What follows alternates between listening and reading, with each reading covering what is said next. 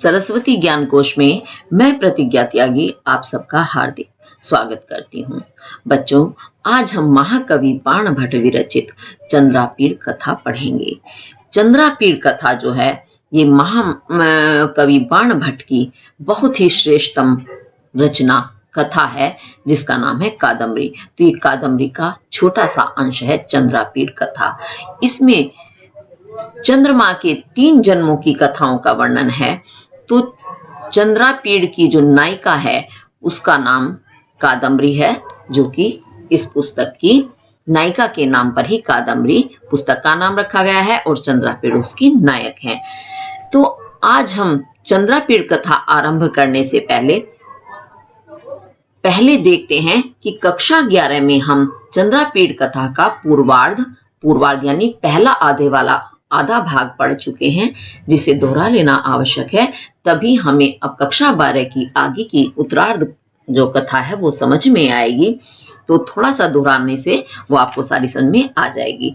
चलिए तो देखते हैं कक्षा 11 में हमने क्या पढ़ा था कि एक राजा थे जिनका नाम था, प्राचीन काल में एक राजा थे जिनका नाम शूद्रक था और विदिशा नाम की उनकी नगरी थी। तो एक दिन राजा शूद्रक जो है अपने सभा मंडप में दरबार में बैठे हुए थे, तभी दक्षिण मार्ग से एक चांडाल कन्या आई और उसके हाथ में एक पिंजरा था। उस पिंजरे के अंदर एक तोता था। तो चांडाल कन्या ने राजा के सामने पिंजरा रखकर कहा कि ये तोता जो है सभी शास्त्रों का ज्ञाता है और इस पृथ्वी पर रत्न स्वरूप है, क्योंकि एक तोता अगर शास्त्रों का ज्ञान रखता है तो निश्चित रूप से वह रत्न स्वरूप ही है। तो राजा को उसके विषय में जिज्ञासा उत्पन्न हुई, उत्सुकता बढ़े। फिर तोते ने एक आर्य छंद पढ़ करके राजा की प्रशंसा की और फिर उसके बाद उस तोते ने शुक ने बताया कि बचपन में हारित नाम का जब वह बचपन में था, बहुत छोटा था, बाल्यावस्था में, तो हारित नाम के एक मुनि कुमार उसको जाबाली ऋषि के आश्रम में ले आते हैं। और जब आश्रम में ऋषि के पास पहुंचते हैं तो वह बहुत सारे मुनि बैठे होते हैं और उस शुक को तोते के बच्चे को देखकर उनके मन में भी उसके विषय में जानने की जिज्ञासा उत्पन्न होती है। तो उसके बाद जाबाली मुनि जो हैं वो उस तोते को देखकर उसकी कहानी बताते हैं, उसके बारे में बताते हैं और बड़ी ही सुंदर कहानी है। तो क्या बताते हैं कि उज्जैनी नाम का एक नगर है, आज भी है, बड़ा प्रसिद्ध, आप जानते हैं।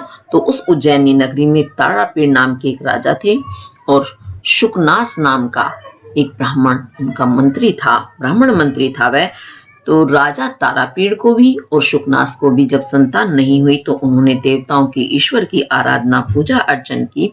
तो तारापीड़ को तो जो पुत्र उत्पन्न हुआ उसका नाम चंद्रापीड़ और शुकनास के जो पुत्र हुआ उसका नाम वैशंपायन रखा गया। दोनों ही वे हम उम्र थे, तो दोनों ही साथ साथ आश्रम में विद्याध्ययन प्राप्त करते हुए युवावस्था को प्राप्त होते हैं। और उसके बाद वह जब अपने नगर को लौट आते हैं तो चंद्रापीड़ को युवराज बना दिया जाता है और वैशंपायन को उसका मंत्री नियुक्त कर दिया जाता है। उसके बाद चंद्रापीड़ दिग्विजय के लिए निकलते हैं, दिग्विजय यानी दिशाओं को जीतने के लिए।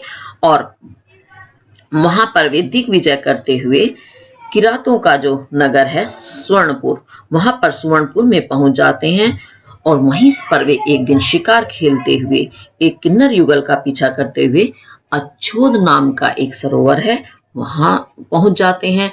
और वहां देखते हैं अच्छोद सरोवर के ही तट पर एक भगवान शिव का मंदिर है और वहां एक कन्या पूजन कर रही है। तो राजा ने चंद्रापीड़ ने कन्या से पूछा तो उसने बताया कि मैं गंधर्वराज हंस की पुत्री हूं और मेरा नाम महाश्वेता है। तो वहां उस वन में उसे देख करके फिर चंद्रापीड़ को और जिज्ञासा होती है, तो वह अपनी सारी कहानी चंद्रापीड़ को बताती है कि महर्षि श्वेत केतु हैं, उनके पुत्र का नाम पुंडरीक है। और एक दिन उन्होंने महाश्वेता को देखा, पुंडरीक ने, और वह उन पर आसक्त हो जाता है और उसका स्वयं का जीवन भी संकट में पड़ जाता है। उसके बाद जो पुंडरीक का मित्र है वह महाश्वेता के पास से संदेश लेकर के जाता है, तो महाश्वेता उनसे मिलने के लिए आती है और वहां आकर के वह जब देखती है तो तब तक पुंडरीक के प्राण पखेरु निकल चुके होते हैं और एक कोई आता है आकाश मार्ग से और उस शव को लेकर के वह उड़ जाता है आकाश मार्ग से। और तभी आकाशवाणी होती है कि जब शाप का अंत हो जाएगा तो यह तुम्हें फिर से मिलेगा, तुम तब तक यहीं रहकर तप करो, तपस्या का आचरण करो। तो ऐसा अपनी सारी कहानी बताकर महाश्वेता जो है फिर चंद्रापेड़ का वहां सादर सत्कार करती है और एक दिन उसकी प्रिय सखी जिसका नाम है कादम्बरी, उससे मिलने के लिए, उसे समझाने के लिए हेमकूट नामक स्थान पर चंद्रापेड़ को अपने साथ लेकर के जाती है। अब समझाने क्या जाती है, क्योंकि जब महाश्वेता का इतना बड़ा दुख उसकी सखी कादम्बरी सुनती है तो वह भी अविवाहित रहने का निर्णय या प्रतिज्ञा कर लेती है। तो यही समझाने के लिए महाश्वेता उसे जाती है कि तुम विवाह करो और चंद्रापेड़ को अपने साथ लेकर के जाती है। तो जब वह वहां पहुंच जाती है कादम्बरी के पास, उसके बाद क्या होता है तब की आगे की घटना आपकी कक्षा 12 के कोर्स में है, जिसे आज हम पढ़ेंगे। चलिए तो देखते हैं क्या होता है फिर। सातु समुत्थाय महाश्वेताम स्नेह निर्भरम कंठे जग रहा। सातु वह तो या उसने तो, किसके पास गई थी महाश्वेता गई थी कादम्बरी के पास। तो जब कादम्बरी के पास पहुंची तो सातु उसने तो समुत्थाय उठकर महाश्वेता को स्नेह निर्भरम, स्नेह से परिपूर्ण होकर कंठ से, गले से जगराहा लगा लिया। यानी महाश्वेता जब कादम्बरी के पास पहुंची तो महाश्वेता ने स्नेह से परिपूर्ण होकर उठ करके महाश्वेता को अपने गले से लगा लिया। और महाश्वेता भी दृढ़तर दत्त कंठाग्रहाताम अब्रवीत। महाश्वेता भी दृढ़ कहते हैं मजबूत, तर अधिक, यानी उससे भी अधिक, किससे? कादम्बरी से। जैसे कादम्बरी ने उसे अपने कंठ से लगाया तो उससे भी अधिक मजबूती से कंठाग्रहा, कंठ से ग्रह लगा करके ताम उससे अवादित बोली। किससे अवादित? कादम्बरी से। क्या बोली महाश्वेता? सखी कादम्बरी, हे सखी कादम्बरी, भारते वर्षे राजा तारापीड़ो नाम। भारतवर्ष में तारापीड़ नाम के राजा हैं। अब ये शब्द जो हैं आपको कहानी समझने के लिए सही शब्दों में वाक्य समझ में आए तो हमें आगे पीछे से उठाने होंगे। तो भारतवर्ष में तारापीड़ नाम के राजा हैं। तस्यायम आत्मजः चंद्रापीड़ो नाम दिग्विजय प्रसंगेन अनुगतो भूमिम इमाम। तो तस्य उनका, अयम यह, चंद्रापीड़ नाम का आत्मजः पुत्र दिग्विजय प्रसंगेन, दिग्विजय के प्रसंग में या दिग्विजय के विषय में या दिग्विजय के कारण भूमिम इमाम इस भूमि को या स्थान को अनुगतः आए हैं या प्राप्त हुए हैं। ईशा च दर्शनात् प्रवृत्ति में निष्कारण बंधुताम गतः च, और एश यह, दर्शनात् प्रवृत्ति दर्शन से लेकर, दर्शन यानी पहली बार देखने से ही लेकर, मेरे निष्कारण, बिना कारण, निश नहीं है कारण जो जिसका, तो बिना कारण के बंधुता को, भाईचारे को गतः प्राप्त हो गए हैं। तो महाश्वेता जो है जब कादम्बरी के पास जाती है तो वहां चंद्रापीड़ कादम्बरी के लिए अनजान व्यक्ति हैं, तो उन्हीं के बारे में बताती हैं कि ये भारतवर्ष में तारापीड़ नाम के राजा हैं, ये उनके पुत्र हैं और यहाँ क्यों आए हैं। तो आने का कारण भी बताती हैं कि दिग्विजय के प्रसंग में ये इस भूमि पर यानी इस स्थान पर जहां हम रहते हैं वहां आए हैं। और ये दर्शनात् प्रभृति, और दर्शन से लेकर यानी पहली बार देखने से ही लेकर अब तक निष्कारणम बंधुताम गतः, बिना कारण के ही मेरी बंधुता को या भाईचारे को गतः प्राप्त हो गए हैं। कथिता च अस्य बहु प्रकारम प्रिय सखी, और बताती है चा और अस्य, इनसे प्रिय सखी यानी प्रिय सखी की बहु प्रकारम, बहुत प्रकार की बातें कथिता कही गई हैं, यानी बहुत सारी बातें मैंने प्रिय सखी की इनसे कही हैं, बताई हैं। प्रिय सखी कौन, यानी वो कादम्बरी को ही संबोधित करती है प्रिय सखी। तो यानी तुम्हारे विषय में मैंने बहुत सारी बातें इनसे कही हैं या बताई हैं। तथा अपूर्व दर्शनो अयम इति विमुच्य लज्जाम अविज्ञातशीलः इत्यापहाय शंकाम यथा मयि तथा अत्रापि वर्तितव्यम।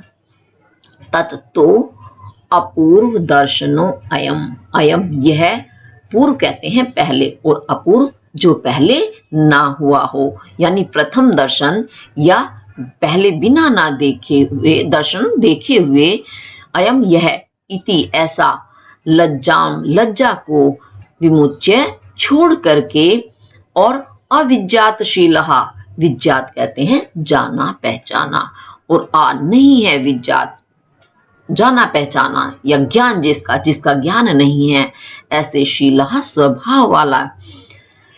इति एस इत्यापहाय, इसे विच्छेद करेंगे तो होगा इति जमा अपहाय, तो इति ऐसा, शंकाम शंका को, अपहाय छोड़कर त्याग कर, यथा जैसा, मई मुझसे, तथा वैसा ही, अत्रापि यहाँ भी यानी इनके विषय में भी, वर्तितव्यम व्यवहार करना चाहिए। तो इसका कहने का तात्पर्य क्या है कि महाश्वेता कादम्बरी को समझाती है कि तुमने इन्हें पहले नहीं देखा है, इस कारण क्या होगा, लज्जा होगी। निश्चित रूप से अनजान व्यक्ति है तो उसे देखकर, एक स्त्री को निश्चित रूप से पुरुष को देखकर लज्जा ही आती है। तो इसी कारण वो कहती है कि तुम इस लज्जा को छोड़ देना कि तुमने इसे पहली बार देखा है, और अविज्ञातशीला, और इसके शील को, स्वभाव को तुम नहीं जानती हो।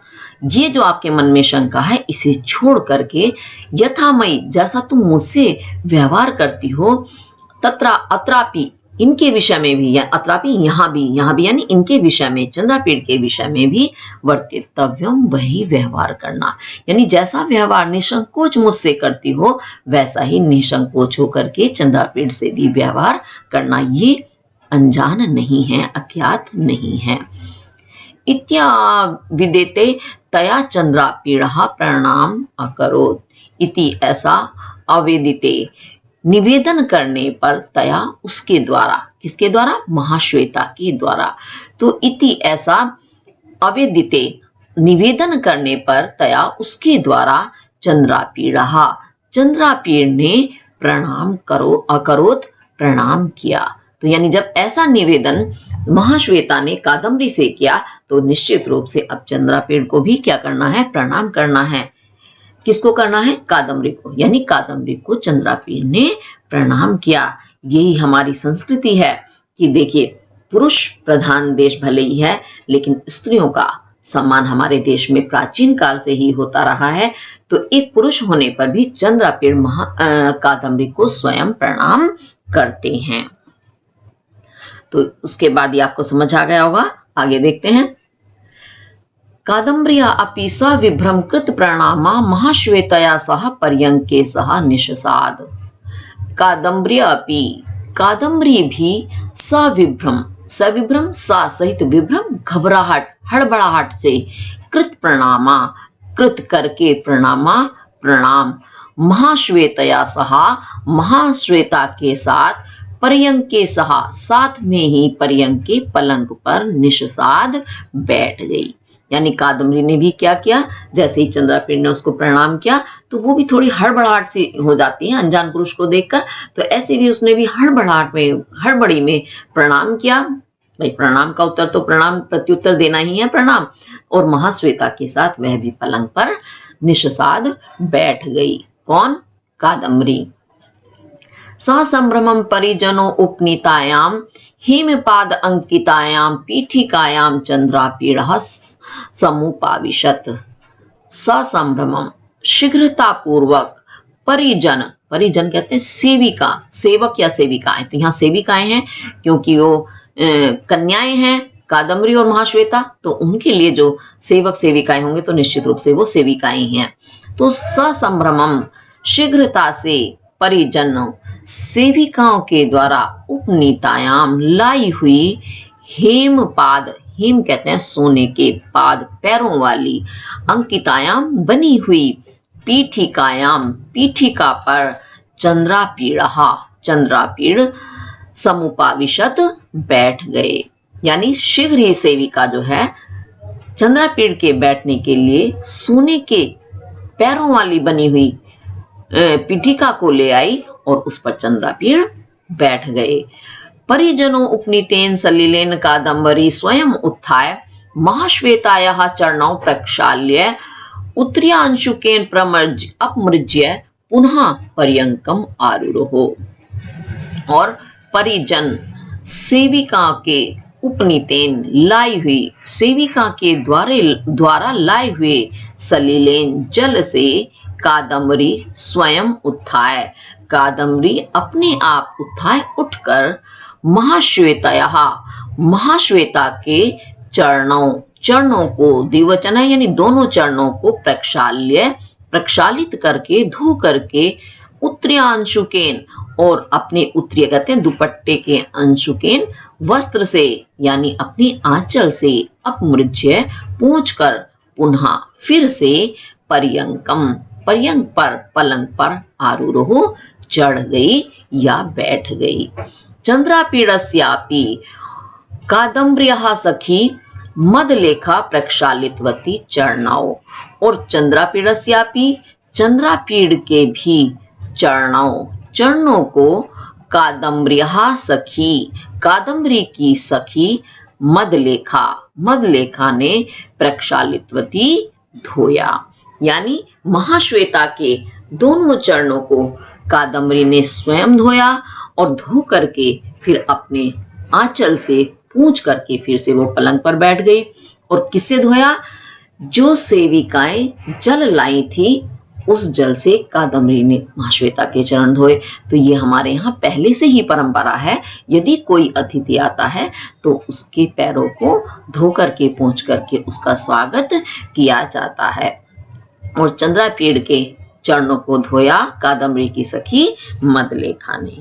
अभी आपको समझ आ गया होगा। आगे देखते हैं।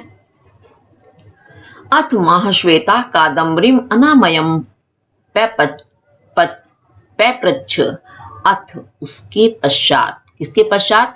जब कादम्बरी चंद्रापीड़ का स्वागत कर दिया गया, पैर धो दिए गए, उसके पश्चात महाश्वेता ने कादम्बरी की अनामयता को, निरोगिता को या स्वास्थ्य को पैपृच्छ पूछा।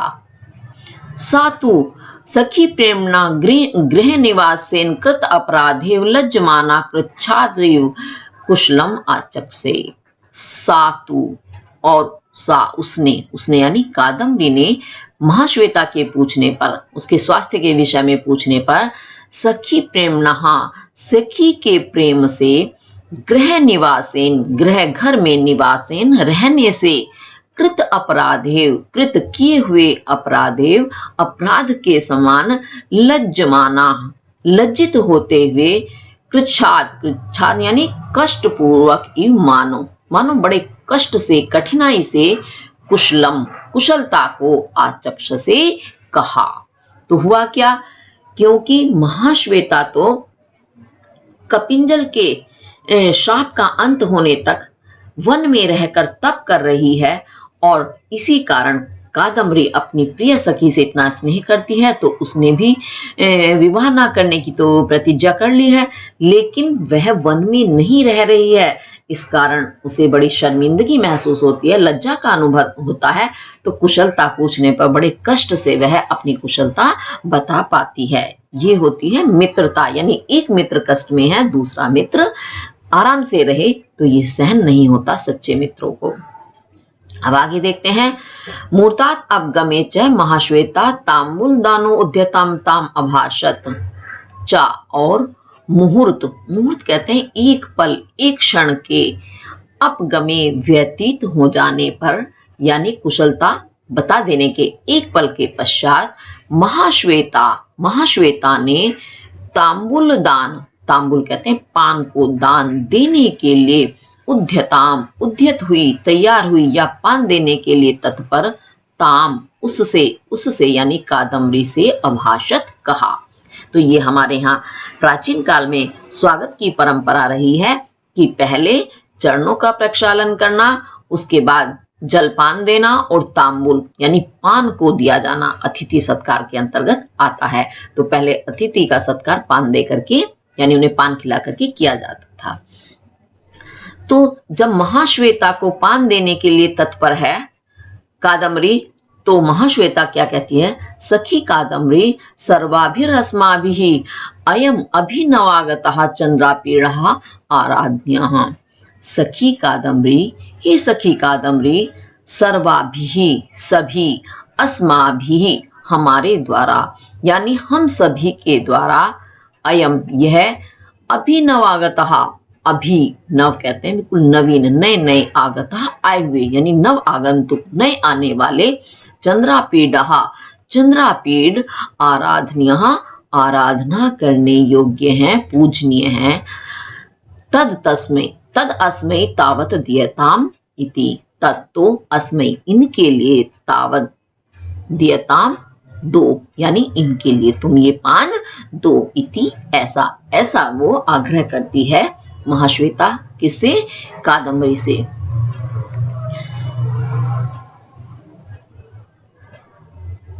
इत्युक्ता सा शनैः अव्यक्तमेव सखी लज्जे अहम अनुजात परिचय प्रलाघ्येनानेन।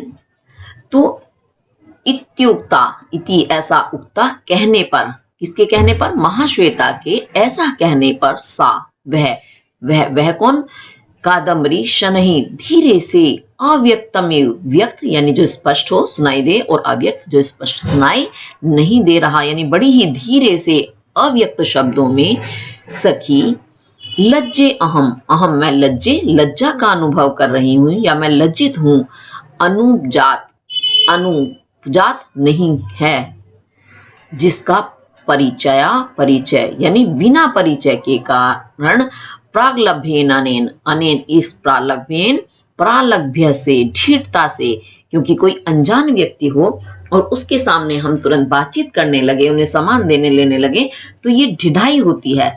लेकिन एक कोई लज्जाशीला स्त्री का यही परिचय है कि वह किसी के सामने, अनजान पुरुष के सामने एकाएक खुल करके बातचीत नहीं कर सकती, आदान प्रदान सामान का भी नहीं कर सकती। तो वही यहाँ कादम्बरी कह रही हैं कि सखी अनुजात परिचया, बिना परिचय के कारण यानी परिचय न होने के कारण, प्रालभ्येन अनेन, अनेन इस प्रालभ्येन, प्रालभ्यता से, क्या प्रालभ्य, क्या ढिढाई, कि पान देने की ढिढाई के कारण, अहम लज्जे अहम मैं लज्जा का अनुभव कर रही हूँ, यानी लज्जा के कारण मैं इन्हें पान नहीं दे पा रही हूँ। उसका भी कारण क्या है लज्जा का, कि इनसे मेरा परिचय नहीं है। ग्रहण त्वम एव अस्मै प्रयच्छ इत्युवाच।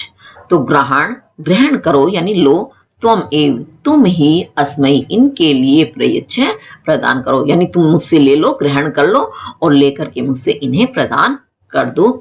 इत्युवाच, इति ऐसा, उवाच कहती है कौन, कादम्बरी। पुनः पुनः अभिधायमाना च तया ग्राम्ये चिरात दाना अभिमुखम मनश्चक्रे। पुनः पुनः बार बार, अभिधीयमाना कहे जाने पर, च और पुनः पुनः बार बार, अभिधीयमाना कहे जाने पर, ग्राम्य एव ग्राम्या के समान, ग्रामीणा के समान, गांव में रहने वाली स्त्री के समान, चिरात देर तक, लंबे समय तक, चिर कहते हैं देर, तो देर तक, दाना अभिमुखम दान देने के लिए, अभिमुख अभिमुख होने के लिए यानी देने के लिए, मनश्चक्रे मन बनाया यानी देने के लिए तत्पर होने का उसने मन बनाया, यानी बहुत देर तक सोचती रही, बार बार महाश्वेता उसको कहती रही कि नहीं दो, तुम ही दो, तुम्हारे ये अतिथि हैं। तो ऐसा करने पर जैसे ग्रामीण स्त्रियां होती हैं वो लज्जाती हैं पुरुषों के सामने, तो उसी प्रकार लज्जा का अनुभव करती हुई कादम्बरी बहुत देर तक वह देने के लिए अपने मन को तैयार कर पाई। महाश्वेता मुखात अनाकृष्ट दृष्टिर वेपमाना अंगयष्टिः प्रसार्यमाश्च तांबूल गर्भम हस्त पल्लवम। महाश्वेता के मुख से अनाकृष्ट, आकृष्ट कहते हैं खींचना, अनाकृष्ट बिना खींचे हुए, दृष्टि से ही वेपमाना कांपती हुई अंगयष्टि कहते हैं शरीर को, शरीर वाली, च और तांबूल गर्भम, तांबूल पान को, गर्भम बीच में रखे हुए, हस्त पल्लव को, हस्त पल्लव कहते हैं हथेली को, तो हस्त हाथ का जो पल्लव पत्ता यानी हथेली, तो हथेली को प्रसार्यमास फैला दिया। तो किस प्रकार कादम्बरी ने चंद्रापीड़ को पान दिया, तो उसने क्या किया, महाश्वेता के मुख से बिना दृष्टि हटाए, यानी महाश्वेता की तरफ तो वह देखती रही और उसका अंग यष्टि यानी शरीर वेपमाना कांप रहा था, और उसने हथेली में रखे हुए पान वाले हाथ में रखे हुए पान वाली हथेली को प्रसार्यमास चंद्रापीड़ के सामने प्रसारित कर दिया, फैला दिया। चंद्रापीड़स्तु स्वभाव पाटलम धनुर्गुणाकर्षण कृत किरणो श्यामलम पाणिम प्रसार्य तांबूलम प्रति जग्रहा। और फिर चंद्रापीड़ ने कैसे लिया, चंद्रापीड़ास्तु, चंद्रापीड़ ने भी स्वभाव पाटलम, स्वभाव से, प्रकृति से, पाटलम लालिमा युक्त यानी स्वाभाविक रूप से लालिमा वाले, धनु कहते हैं धनुष के गुण, डोरी जो होती है उसे गुण कहते हैं, तो धनुष की डोरी के आकर्षण खींचने से कृत किए हुए किरण जख्म से के कारण श्यामलम सांवले पाणिम हाथ को प्रसार्य फैलाकर तांबूलम तांबूल को पान को प्रतिजग्रहा प्रतिग्रहण कर लिया, यानी ग्रहण वो करा रही थी, सबसे शुरू में जो दे वो ग्रहण कराना, और जो ग्रहण करने के बाद फिर उसे लेता है उसे प्रतिग्रहण कहते हैं, यानी प्रतिग्रहण कर लिया अर्थात ले लिया।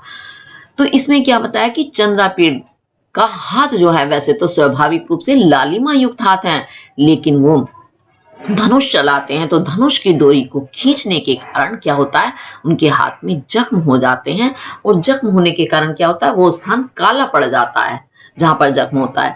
तो ऐसे अपने उस सांवले हाथ को फैला दिया और तांबूल को ग्रहण कर लिया। अथ उसके पश्चात सा, उसने ग्रहित्वा ग्रहण करके अपरम तांबूलम, अपरम दूसरे तांबूलम पान को महाश्वेताई, महाश्वेता के लिए प्रायश्चित प्रदान किया। अथ उसके पश्चात, किसके पश्चात, यानी जब चंद्रापीड़ को पान ग्रहण करा दिया उसके बाद सा, उसने यानी कादम्बरी ने ग्रहित्वा लेकर के, ग्रहण करके, यानी अपरम तांबूलम दूसरा तांबूल, दूसरा पान महाश्वेताई प्रायश्चित महाश्वेता को प्रदान किया या दिया। तो अब निश्चित रूप से आपको ये कहानी समझ आ गई होगी। अब आगे देखते हैं फिर क्या होता है। बड़ी ही सुंदर कहानी है। अत्रांते कंचुकी समागत्य महाश्वेताम अवोचत, तो अत्रांतरे, अत्र उसी अंतरे बीच में, यानी जब वो पान का आदान प्रदान चल रहा था उसी बीच कंचुकी, कंचुकी होते हैं जो संदेशवाहक होते हैं, तो संदेशवाहक जो है वो समागत्य आकर के महाश्वेताम अवोचत, महाश्वेता से बोला। क्या बोला, आयुष्मती देवः चित्ररथा देवी च मदिरा त्वाम द्रष्टुम आव्यतः इति।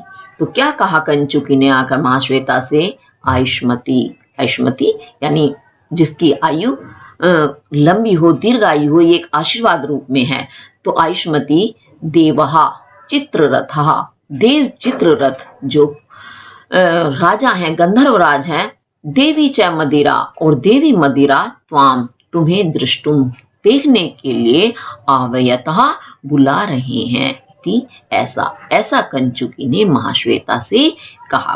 तो ये चित्ररथ और मदिरा कौन है, राजा चित्ररथ जो है वह कादम्बरी के पिता हैं और मदिरा कादम्बरी की माता हैं। तो वो अपनी पुत्री की सखी को, क्योंकि वो उनकी प्रिय सखी है, उसे मिलने के लिए बुलाते हैं। इत्येवम् अभिहिता गंतु कामा महाश्वेता सखी चंद्रापीढ़ा क्वास्ताम। तो इति ऐसा एवं इस प्रकार अभिहिता कहने पर, कंचुकी के ऐसा कहने पर, गंतु कामा, गंतु जाने की, कामा कामना रखने वाली यानी जाने को तैयार हुई, महाश्वेता, महाश्वेता कुछ कहती है, क्या कहती है, सखी, ही सखी, चंद्रापीढ़ा, चंद्रापीढ़, क्वा आस्ताम, क्वा कहाँ, आस्ताम रहेंगे। तो वह कादम्बरी से पूछती है कि चंद्रापीढ़ कहाँ रहेंगे। वैसे वह जाने के लिए तत्पर है, परंतु उसे चंद्रापीढ़ की चिंता होती है उसके रहने की। इति कादम्बरीम अपृच्छत, इति ऐसा कादम्बरीम, कादम्बरी से अपृच्छत पूछा, असौ तो, और असौ उसने, तू भी, उसने भी यानी कादम्बरी ने भी, सखी महाश्वेते, हे सखी महाश्वेता, किम एवं अभिदधासी, किम क्यों, एवं इस प्रकार, अभिदधासी कह रही हो, हे सखी महाश्वेता ऐसा क्यों कह रही हो, दर्शनाद आरभ्य शरीरस्य अप्यायम एव प्रभु किम उद्भवनस्य विभवस्य परिजनस्य वा। तो क्या कहती है वह कि दर्शनात् आरभ्य, दर्शन से आरंभ करके यानी दर्शन से लेकर, दर्शन यानी पहली बार देखने से लेकर, शरीरस्य शरीर के, अपि भी, अयम एव यही, प्रभु स्वामी हैं, किम उत फिर क्या, भवनस्य भवन का, विभवस्य वैभव का, ऐश्वर्य का, परिजनस्य वा परिजनों का, सेवक का, यानी ये जब मैंने इन्हें पहली बार देखा तभी से ही मेरे शरीर के स्वामी हो गए हैं। फिर किसी भवन के विषय में, धन ऐश्वर्य के विषय में या सेवकों के विषय में क्या कहना, यानी उनकी तो फिर कोई ही बात नहीं है जब ये मेरे शरीर के ही स्वामी हो गए हैं। यत्र अस्मै रोचते प्रिय सखी हृदयाय वा तत्र अयम आस्ताम। तो यत्र जहां अस्मै इन्हें रोचते रुचित लगता है, अच्छा लगता है, प्रिय सखी हृदय वा अथवा प्रिय सखी के हृदय को, यानी इन्हें अच्छा लगता है या प्रिय सखी के हृदय को अच्छा लगता है, यानी प्रिय सखी को अच्छा लगता है, तत्र अयम आस्ताम, तत्र वहीं अयम यह आस्ताम रहे। इत्यवदत, इति ऐसा अवदत कहा, किसने कहा, कादम्बरी ने।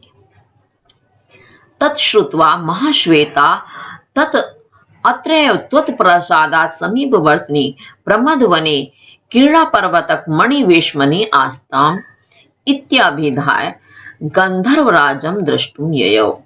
तत् श्रुत्वा, तत् उसे, श्रुत्वा सुनकर, किसे सुनकर, कादम्बरी की बात को सुनकर, महाश्वेता, महाश्वेता ने क्या किया, तत् तो, अत्रैव यही, त्वत् तुम्हारे, प्रासाद, प्रासाद कहते हैं महल के, समीपवर्तिनी समीप में स्थित, प्रमद वने, प्रमद वन में, क्रीड़ा पर्वतक, क्रीड़ा पर्वतक के, मणि वेशमणि, मणि वेशमणि कहते हैं घर, भवन या मंदिर कुछ भी कह सकते हैं, तो मणि भवन में आस्ताम रहेंगे।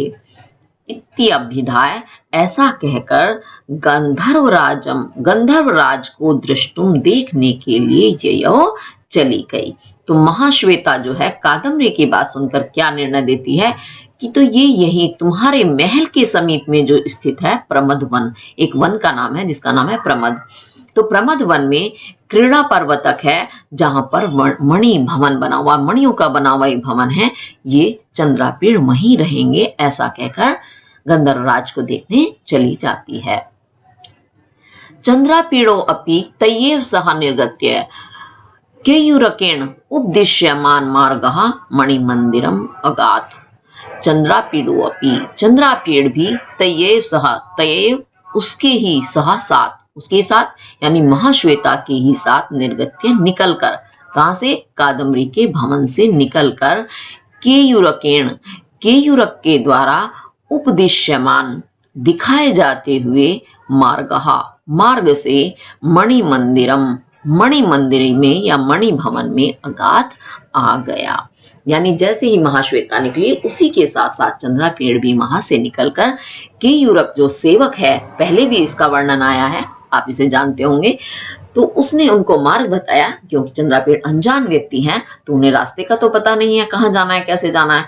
तो सेवक उन्हें मार्ग बताता है और वे वहां मणि मंदिर में पहुंच जाते हैं। बहुत ही सुंदर घटना है। उसके बाद क्या होता है, गते च तस्मिन् गंधर्व राजपुत्री विसर्ज्य सकलम सखी जनम परिजनम च प्रासादम आरूढ़ो।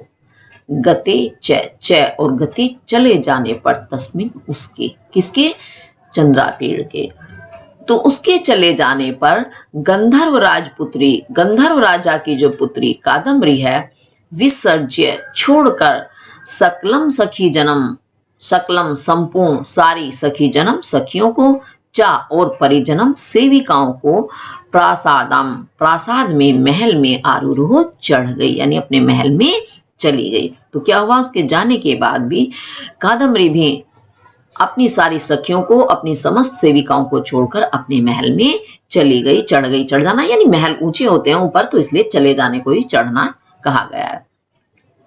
तत्र च सैन्ये निपत्य एकाकिनी एव चिंत्यमास, च और तत्र वहां, वहां यानी अपनी महल में, सैन्य शैया पर, अपने बिस्तर पर, निपत्य लेट कर, पढ़ करके, निपत्य पत्य कहते गिरना, पत धातु से बनाया है, तो गिर करके यानी जैसे एकदम बेसुध से होकर गिर जाते हैं, तो उसे पढ़ करके भी कह सकते हैं, या लेट करके, एकाकिनी एवं, एकाकिनी अकेले, एवं इस प्रकार, चिंत्यामास चिंतन करने लगी, अहो किम इदम आरब्धम चपलया मया, अहो अरे, मया मुझ, चपलया चपला के द्वारा, चपला कहते चंचला, मुझ चंचला या चपला के द्वारा, किम इदम, किम क्या, इदम यह, आरब्धम आरंभ कर दिया गया, यानी क्या किया ये मैंने, न परीक्षिता अस्य चित्तवृत्ति ही, और ना नहीं परीक्षिता परीक्षित किया, ना ही परीक्षा ली, अस्य इसकी, चित्तवृत्ति चित्त हृदय या मस्तिष्क की, वृत्ति व्यवहार की, यानी इसके व्यवहार को, इसके चित्तवृत्ति को, स्वभाव को मैंने नहीं जाना, किसके, चंद्रापीड़ के, क्योंकि उसने पहले ही बता दिया है कि पहले दर्शन से ही चंद्रापीड़ उसके शरीर के स्वामी हो गए हैं। तो इसका मतलब कादम्बरी अब चंद्रापीड़ के विषय में ही सोच रही हैं, उसी के लिए कहती हैं कि मैंने इसके स्वभाव की भी परीक्षा नहीं ली। परित्यक्तः कुल कन्यका नाम क्रमः, और कुल जो कुल की, वंश की, कन्या का नाम, कन्याओं के क्रम को, परंपरा को, परित्यक्तः त्याग दिया है। कुल की कन्या यानी कन्याओं का क्या होता है नियम पहले से ही, कि वो अपनी मान मर्यादा का ध्यान रखती हैं, माता पिता की इज्जत का ध्यान रखती हैं और स्वेच्छा से कुछ भी नहीं करती। तो अब तक उसके वंश में, कुल में वही होता आया था कि कन्याएं अपनी मर्जी से कुछ नहीं करती, माता पिता ही निर्धारित करते हैं कि उनका विवाह किससे होगा, कैसे होगा। लेकिन यहाँ विपरीत हो गया है, इसी कारण वो खुद को दोष देती है कि मैंने अपने कुल की जो कन्याओं का क्रम था, परंपरा थी, उसको भी परित्यक्तः त्याग दिया है। और न परीक्षिता से चित्तवृत्ति, और उसकी चित्तवृत्ति का स्वभाव की न परीक्षिता परीक्षा नहीं ली, यानी नहीं जाना। परित्यक्तः कुल कन्या का नाम क्रमः, और कुल की कन्याओं के क्रम को मैंने परित्यक्तः त्याग दिया है। वही बात फिर से दोहराई गई है। गुरुजनात् न त्रस्तम, और गुरुजनात् गुरुजनों से ना नहीं, त्रस्तम त्रस्त कहते हैं भयभीत होना, डरना, कि ना ही मैं अपने गुरुजन से त्रस्त हुई, भयभीत हुई। लोक अपवादात नो उद्विग्नम, और लोक संसार के अपवादात, अपवाद कहते हैं निंदा से, लोक निंदा से, न नहीं, उद्विग्नम उद्विग्न हुई, व्याकुल हुई, यानी लोक निंदा होगी मेरी, इस बात से भी मैं व्याकुल या परेशान नहीं हुई। आसनवर्ती सखी जनों अपि उपलक्ष्यति इति मंद्या मया न लक्षितम। आसनवर्ती, आसनवर्ती कहते हैं समीप स्थित, सखी जनों अपि सखी जन भी, उपलक्ष्यति उपलक्षित कर रही हैं, देख रही हैं, इति ऐसा, मंद्या मया मुझ मंद्या मंद बुद्धि के द्वारा, न लक्षितम लक्षित नहीं किया गया, नहीं देखा गया, यानी समीप में सखियां स्थित हैं, वे भी देख रही हैं मुझे, ये भी मुझ मंद बुद्धि ने नहीं देखा। तथा महाश्वेता व्यतिकरेण प्रतिज्ञा कृता श्रुत्वैतत् वृत्तांतम किम वक्ष्यति अम्बा तातो वा।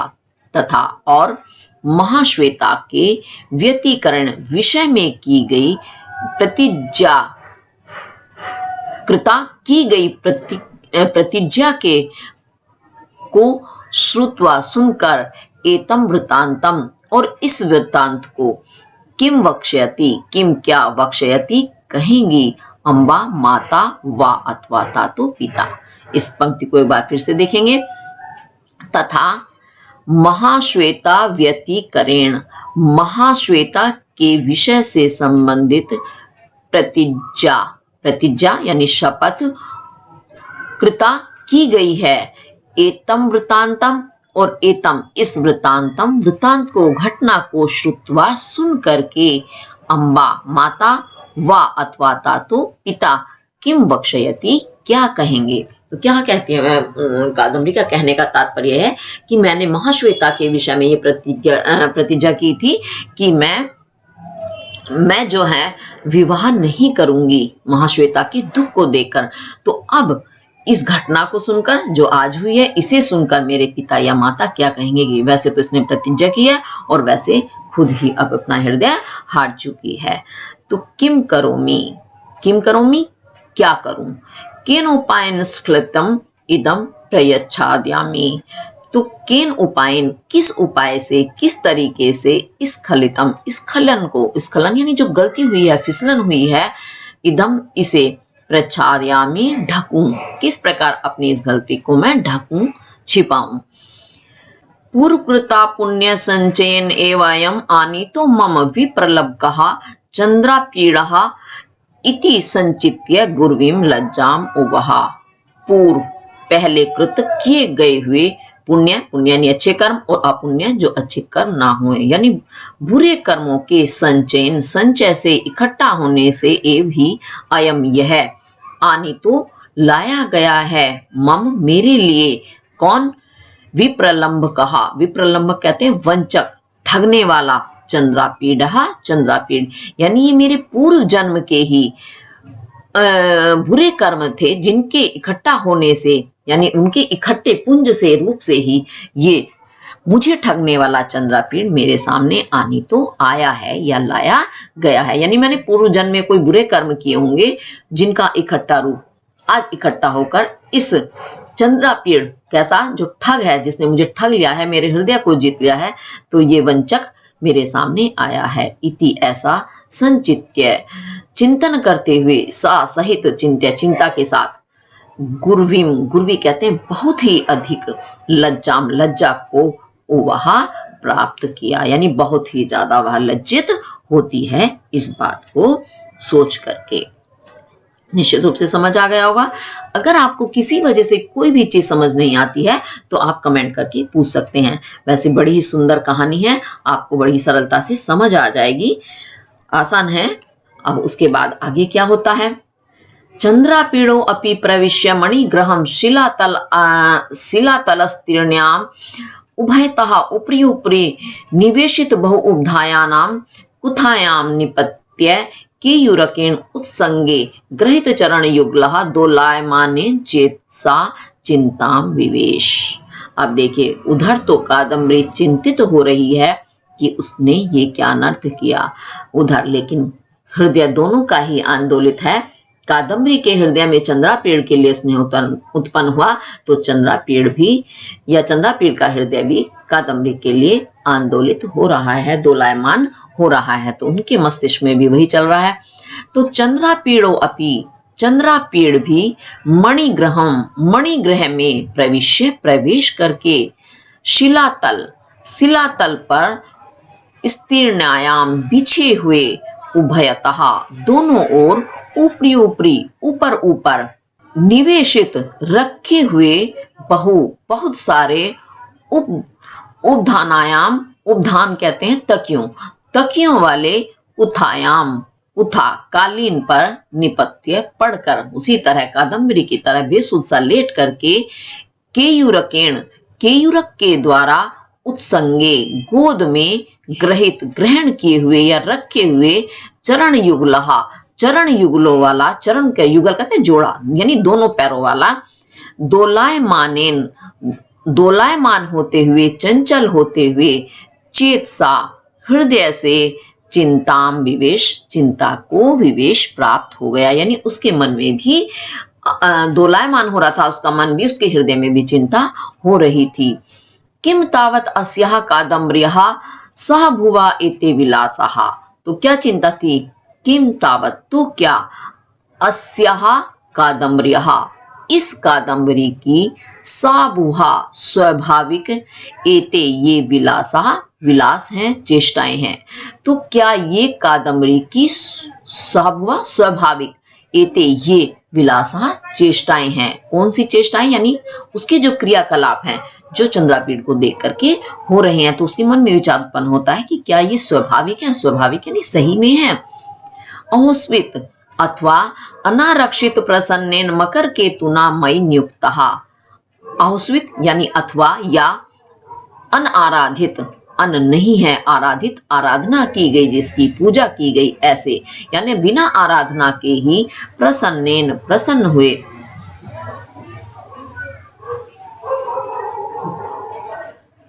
अहुस्वित अथवा अनाराधित, बिना आराधना के ही प्रसन्नेन, प्रसन्न हुए, मकर केतुना, मकर केतु कहते हैं कामदेव, जो प्रेम के, सुंदरता के देवता हैं, तो कामदेव मई, मुझ पर, नियुक्त हुए हैं या मुझ पर अनुरक्त हुई है, कि या बिना आराधना के, बिना पूजा के ही प्रसन्न हुए कामदेव ने मुझ पर अनुरक्त हुए हैं।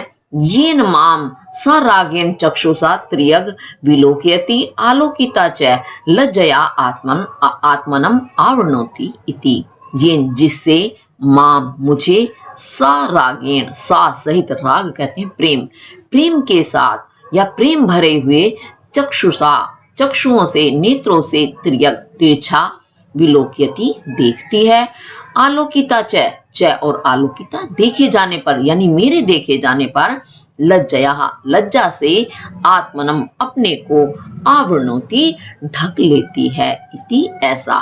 क्यों कहते हैं चंद्रापीड़ ऐसा? कि मैंने तो कामदेव को अभी पूजा अर्चन नहीं किया है कामदेव की, कि वो मुझ पर प्रसन्न हो गए हैं, क्योंकि वो काम के, प्रेम के देवता है, तो मेरे हृदय में जो ये प्रेम उत्पन्न हुआ है, इसका कारण क्या? बिना पूजा के कामदेव प्रसन्न हो गए और वो मुझ पर अनुरक्त हो गए, यानी मुझ पर न्योछावर हो गए हैं।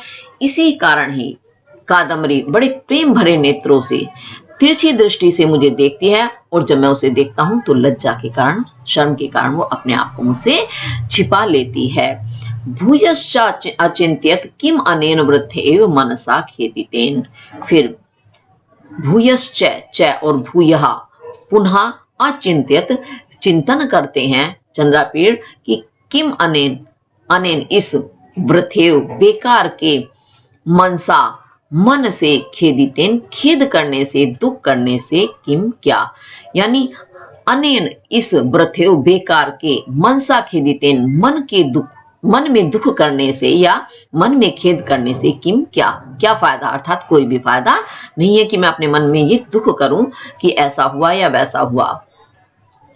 यदि सत्य एव अयम ध्वलेक्षणा मय्येव जात चित्रवृत्ति, यदि सत्यम एव, सच में ही, इयम यह, ध्वल वेक्षण, ध्वल कहते हैं श्वेत, पवित्र, एक दृष्टि वाली, पवित्र दृष्टि वाली, मय्येव मुझ में ही, जात उत्पन्न हो गई है, चित्तवृत्ति, चित्तवृत्ति यानी उसका हृदय यदि मुझ में ही सचमुच लग गया है, तो ना चिरात सा एवं अप्रार्थिता, अप्रार्थिता अनुकूलः मन्मथः प्रकटीकरिष्यति। ये वाक्य बड़ा है, इसलिए मैं इसे छोटा छोटा करके ही बता रही हूं। तो क्या कहते हैं कि यदि सचमुच में ही इस पवित्र नेत्रों वाली की मुझ में चित्तवृत्ति जाग गई है या मुझ में प्रेम उत्पन्न हो गया है, तो चिरात, देर तक, सा वहा इनाम, इसको, अप्रार्थिता, प्रार्थिता प्रार्थना करना, और अप्रार्थिता जिनकी प्रार्थना नहीं की गई है, ऐसे अनुकूलः अनुकूल हुए, मनमतः मनमत, प्रकटीकरिष्यति प्रकट करेंगे, यानी ना चिरात नहीं देर तक, सा ए वही, वही यानी वही, ए नाम इसको, यानी इसको क्या, किसको, यानी कादम्बरी के हृदय में जो मेरे प्रति प्रेम उत्पन्न हुआ है उसको नाचिरात, देर से नहीं यानी शीघ्र ही, सा वह, अप्रथिता बिना प्रार्थना के, अनुकूलः अनुकूल हुए, मनमतः कामदेव, प्रकटीकरिष्यति प्रकट करेंगे। क्योंकि उन्होंने बता दिया ना पहले भी कि कामदेव की मैंने आराधना नहीं की, तो वही बात यहाँ भी दोहराए हैं कि बिना प्रार्थना के ही वो मेरे अनुकूल हो गए हैं, वही कामदेव अब इस बात को स्वयं ही प्रकट कर देंगे, तो मैं अपने मन में दुख या खेद उत्पन्न क्यों करूं।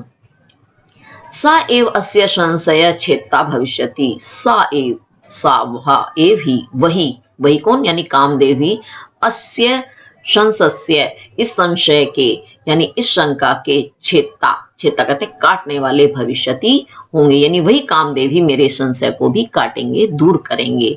स इत्यावधार्य, सा वह, इति ऐसा अवधार्य, अवधारण करके या निश्चय करके, विनोदार्थम कादम्बर्याम प्रतीता भी कन्या का भी सह, तो विनोदार्थम विनोद के लिए, मनोरंजन के लिए, कादम्बरिया कादम्बरी के द्वारा, प्रहिता भी भेजी गई, कन्या भी कन्याओं के साथ, अक्षय अक्षों से, पासों से, गेयी गीतों से, विपंची वाद्य ही, विपंची कहते हैं वीणा को, वाद्य बजाने से यानी वीणा को बजाने से, स्वर संदेह विवाद ही, और स्वरों का संदेह होने पर, स्वरों में शंका होने पर, विवाद ही, विवाद के द्वारा, विवाद क्या होता है, यानी एक उसका प्रश्न करता है, दूसरा उत्तर देता है, फिर उसे गलती लगती है तो वो उसे काटता है, तो इसे कहते हैं वाद विवाद, यानी तर्क वितर्क के द्वारा, सुभाषित गोष्ठी भी,